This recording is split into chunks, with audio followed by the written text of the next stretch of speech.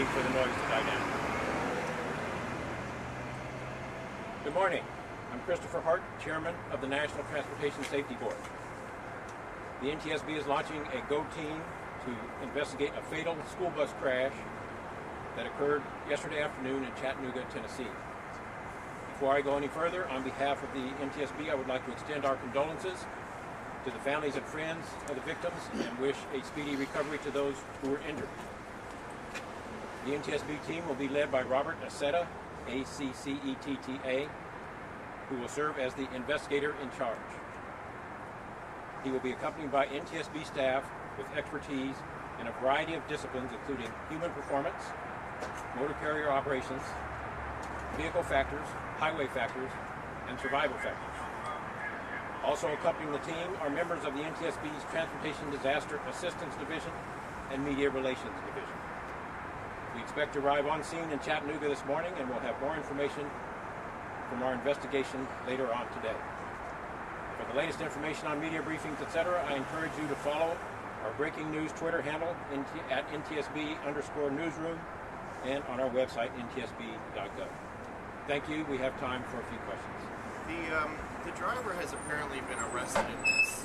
How usual or unusual is it to have a key person in all of this arrested before you even hit the ground, and what challenges does that present? The question is, has the driver, he understands that the driver has been arrested, how will that affect our investigation? We conduct parallel investigations with the Chattanooga Police Department. They are looking at whether enforcement is warranted. We are looking at what caused the accident in order to try to prevent it. We work collaboratively. It's not uncommon to have arrests made early on in the scene, and we work together very well. Thank you for the question. Jeffrey Cook, ABC News. Can you confirm the number of fatalities? We do not know the number of fatalities at this point. We will find that out when we get there. None of our crew is on scene yet. We'll all be arriving this morning. We don't know the number of fatalities yet. There are children involved in this particular incident. Does that change anything just in terms of the difficulty of going about things? The question is, does it change anything that there were children involved in this incident? We investigate every accident seriously to determine what caused it, to try to prevent it from happening again. That's the reason that we're there, is to determine what caused it and to make recommendations to prevent it from happening again.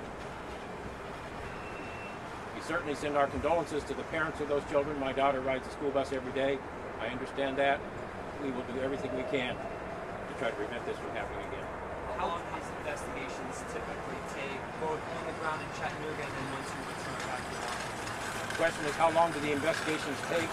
We will be on scene typically from 7 to 10 days to look at the evidence on scene. After that, off scene, we will investigate a painstaking, exhaustive investigation that may take as much as a year before we come out with a final report. In the course of the investigation, if we find issues that need immediate attention, we do not wait until the final report. We put out interim emergency recommendations to take action immediately on issues that we find that need immediate attention. Do you know if this school bus had seatbelts? The question is, do we know if this school bus had seatbelts? No, we do not know that. Do school buses typically these days have seatbelts, don't have seatbelts? What's sort of the state of play? The question is, what's the state of play on seatbelts in school buses? An increasing number of school bus operators are buying buses with both lap belts and shoulder belts. So we are seeing that number, the penetration of belts into the school bus population is increasing. In an investigation like this, what are some of the challenges that you face, major challenges going into this field? The question is, what are some of the major challenges we face? One of the first challenges is to make sure we get all perishable evidence before it disappears. We know that memories, for example, are very perishable. We want to get that as quickly as possible. We also need to dig very deep into the way that the company operates, the driver's history, the bus itself. We need to dig into all of those circumstances, and the challenges are different with each accident, but we take them all the way as far as we can go to determine the cause in order to prevent it from happening again.